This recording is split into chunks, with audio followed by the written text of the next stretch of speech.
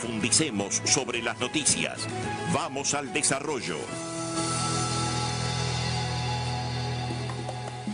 El arquitecto Guillermo Bordoli es el nuevo director de infraestructura de la OPP. El director de la Oficina de Planeamiento y Presupuesto, el economista Isaac Alfie, designó al arquitecto Guillermo Bordoli como director del área de infraestructura de la dependencia presidencial en reconocimiento al trabajo desplegado al frente del Programa de Desarrollo y Gestión Subnacional con obras desplegadas en todo el país. Se trata de una distinción que trae consigo mayores responsabilidades, adelantó brevemente Guillermo Bordoli. Así que felicitaciones a Guillermo, que lo vemos habitualmente acá enfrente, pero bueno, ahora en un rol más nacional y no tan regional a nivel territorio como era su actividad anterior, ¿no? Como coordinador justamente de los proyectos que desembarcaban desde la OPP en esta región del país. Exactamente. El feriado laborable del 12 de octubre se corre de fecha. El jueves 12 de octubre Uruguay conmemora el Día de la Raza, pero el feriado, aunque es laborable, cambiará de fecha para generar un nuevo fin de semana largo. Tendrá lugar el lunes 16 de octubre, ya que se trata de uno de los feriados que según la ley 16.805 se corre de día. De acuerdo a esta ley, si la instancia cayera sábado, domingo o lunes, se celebrarán en esos días. Si fuera martes o miércoles, se conmemorarán el lunes inmediato anterior, y si ocurrieran en jueves o viernes, el lunes inmediato siguiente. El Día de la Raza no solo se conmemora en Uruguay, sino que es una fecha internacional. Se trata de la fecha en que Cristóbal Colón y su expedición llegaron a América en 1492. El Día de la Raza tiene varias denominaciones diferentes, como Día de la Hispanidad, Día de la Diversidad Cultural, el Columbus Day en Estados Unidos. En Uruguay, en esta fecha se festeja el Día de la Diversidad Cultural y es un feriado laborable a nivel nacional.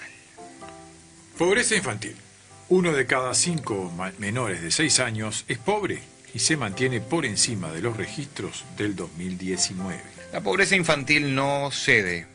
Los datos de la encuesta continua de hogares liberados este lunes muestran que en el primer semestre de este año, la quinta parte de los menores de 6 años son pobres. Es una cifra casi idéntica a la observada en el mismo semestre del año anterior. Está dentro del margen de error, pero puede decirse que un 95% de confianza que está por encima del registro previo a la pandemia.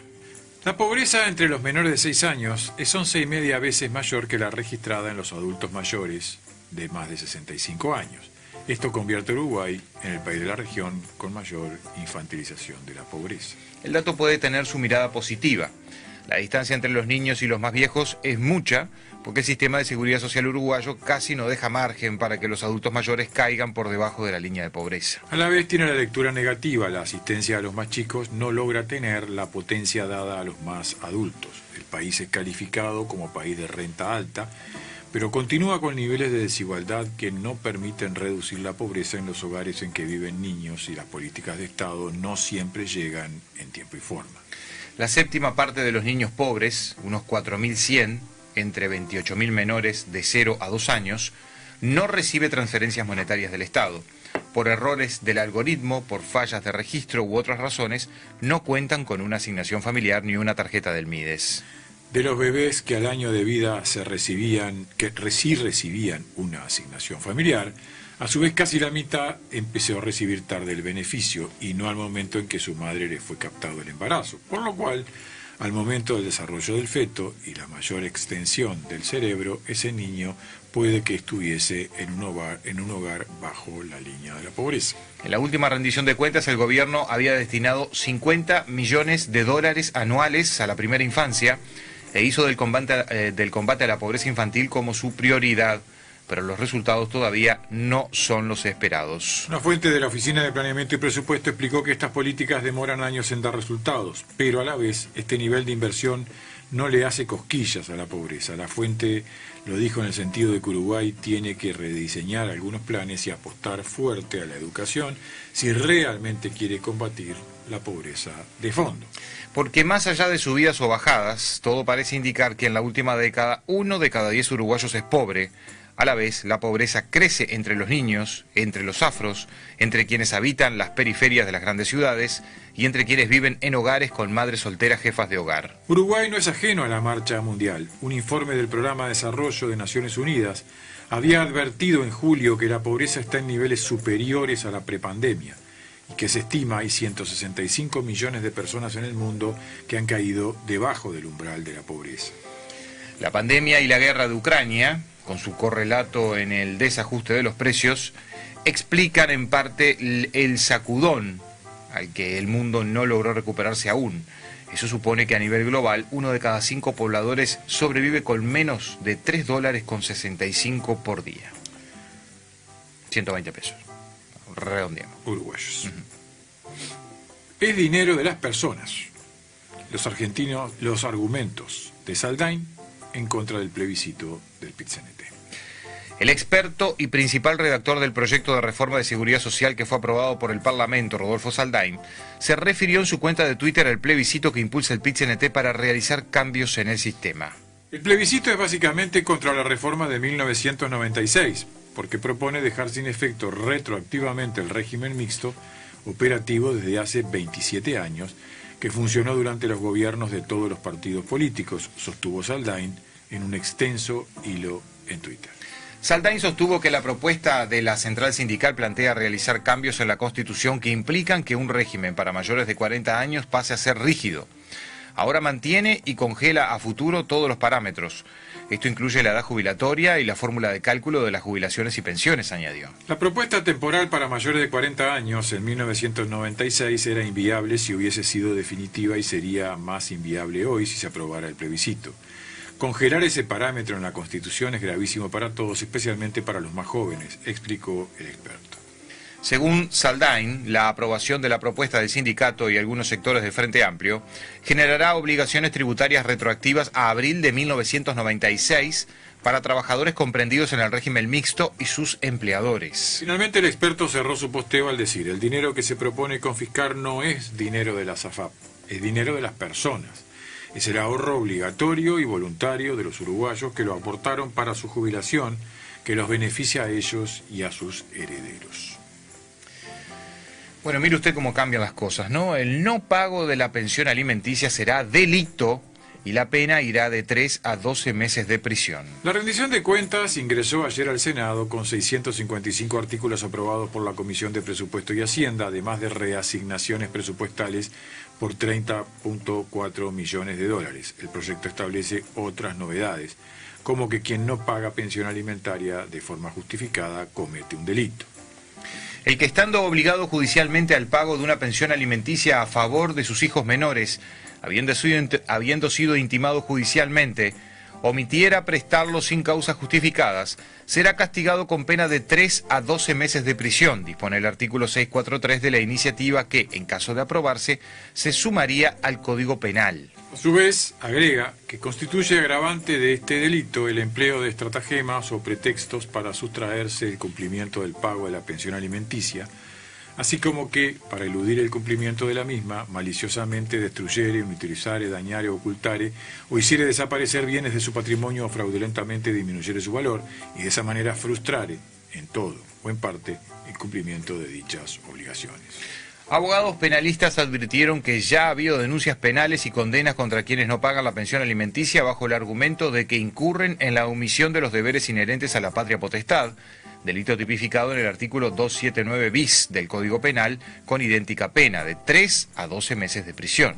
De todas maneras, los consultados plantean que crear este nuevo delito habilita a clarificar la conducta sancionada. La rendición de cuentas establece otras sanciones complementarias.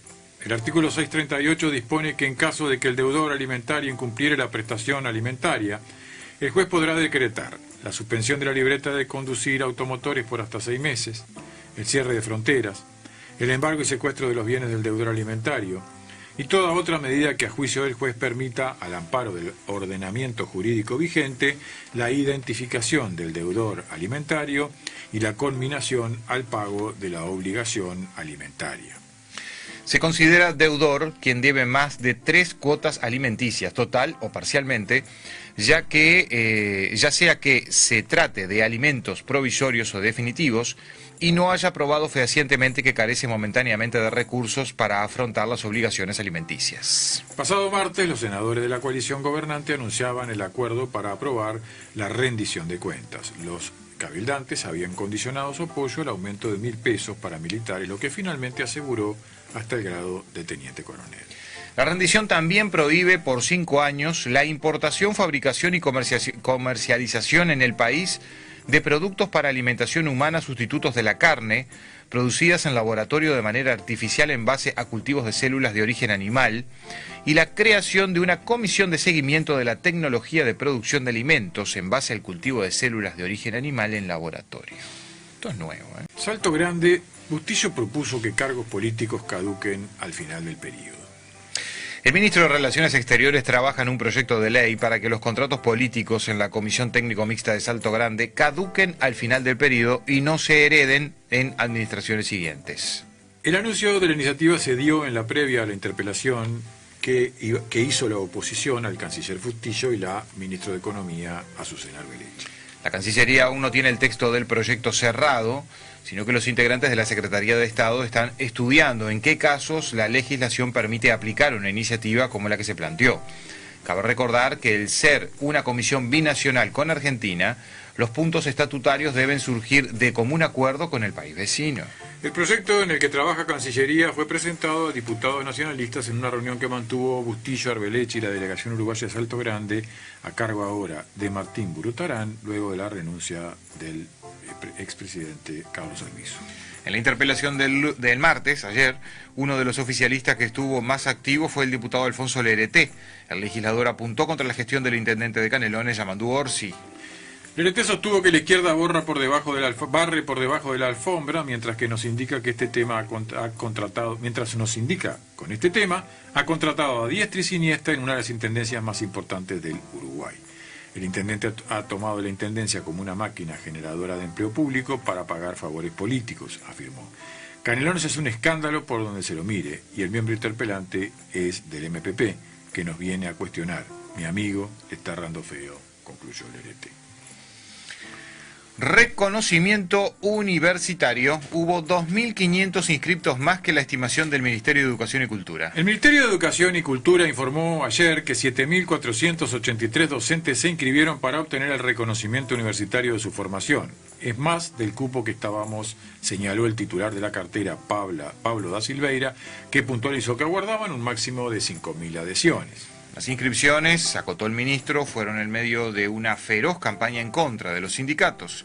Quiere decir que hay unos 7.500 docentes que no están siendo representados en las posiciones que adoptan los sindicatos, lanzó el jerarca. La cifra alcanzada entre el 30 de agosto y el 30 de septiembre, supone el 18,7% de la población docente considerada en ejercicio, según el Censo Nacional Docente de 2018, que calculó unos 40.000 docentes. Si bien toma en cuenta todas las carreras, la mayoría de los docentes están concentrados entre los habilitados. Estos fueron aquellos con el título de maestro de primera infancia, maestro de educación primaria y profesor de educación media. El 15 y 16 de diciembre darán en simultáneo en todo el país la prueba docente acreditado, gratuito, de reconocimiento que les permitirá obtener el título de licenciado en pedagogía. La evaluación elaborada por el Instituto Nacional de Evaluación Educativa con la asistencia técnica de su par colombiano, el ICFES, a partir de un marco conceptual del Ministerio de Educación y Cultura, genera resistencias. El consejero docente del CODICEN, Julián Mazzoni, dijo que tiene previsto presentar un recurso de inconstitucionalidad contra el mecanismo que activó la ley de urgente consideración. Mazzoni se basa en un informe de los constitucionalistas Luis Fleitas y Andrés Robaina, que va en la misma línea. El escrito indica que cualquier integrante del CODICEN y la ANEP tiene la legitimación activa para promover el recurso contra el artículo 198 de la Ley de Urgente Consideración. No obstante, esta lectura no es la misma que recabó la también consejera del CODICEN, Daisy Iglesias, que analiza si interponer un recurso. Tras consultas jurídicas, le marcaron que es el organismo como tal, ninguno de los integrantes aisladamente, quien tiene la legitimación activa. No hay legitimación activa y la acusación es insostenible, insistió da Silveira. Recordó que la Administración Nacional de Educación Pública remitió al Ministerio de Educación y Cultura de forma voluntaria 5 carreras para este reconocimiento. Estamos seguros que respetamos escrupulosamente la autonomía de la ANEP y que no estamos actuando por fuera de los cometidos del Ministerio de Educación y Cultura, enfatizó el ministro. Del total de 7.483 docentes que buscarán convertirse en licenciados, 3.657 son maestros de primaria, 3.497 de educación media y 329 de primera infancia. Los departamentos del país que acumularon más docentes inscriptos fueron Montevideo, con 1.940, Canelones, 969, Rivera, con 602, Maldonado, 489 y Salto, con 444. Manini se desmarca de Domenech y defiende la idea de allanamientos nocturnos. Hay que habilitar esta herramienta. El senador y líder de Cabildo Abierto Guido Manini Ríos se desmarcó de la postura asumida por su correligionario Guillermo Domenech y defendió la idea de habilitar los allanamientos nocturnos. Nosotros somos de la idea de que si quienes tienen la finalidad de combatir el delito piden esta herramienta, hay que habilitarlo. Hay que dar esa herramienta para que se pueda combatir el narcotráfico de forma más eficiente, dijo ayer en su audición en Radio Oriental. Domenech había dicho que los asesores sobre seguridad del partido no son favorables a los allanamientos nocturnos porque estos tienen enormes dificultades para la policía y ponen en grave riesgo a los funcionarios. En lugar de poner tanta atención en el microtráfico, habría que poner atención en el macrotráfico. Acá tenemos microtráfico porque la droga entra y entra en grandes cantidades por la frontera. Entonces tenemos que parar en la frontera la facilidad de acceso de tanta droga. Me parece un poco raro que continuamente estemos cerrando bocas.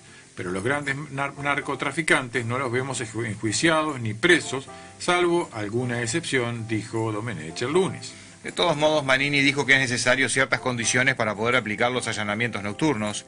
Pedimos que esté presente el juez en el allanamiento y que las fuerzas policiales tengan el equipamiento necesario para operar en condiciones de baja visibilidad, aseguró. El tema estuvo presente en la reunión de la bancada de este lunes, donde Manini y Domenech hablaron del tema. El líder del partido reconoció que los asesores del partido tienen la postura planteada por Domenech, pero que a nivel político existe margen para acompañar la propuesta. El diputado de Cabildo Abierto, Sebastián Cal, ya había cruzado la postura de Domenech y definido la idea de realizar los allanamientos nocturnos. El senador blanco Carlos Camí, con el respaldo del herrerismo, impulsa un nuevo proyecto de ley en base al literal B del artículo 331 de la Constitución, que implica aprobar el texto con el apoyo de 2/5 del total de componentes de la Asamblea General para su posterior convocatoria a plebiscito en la elección inmediata.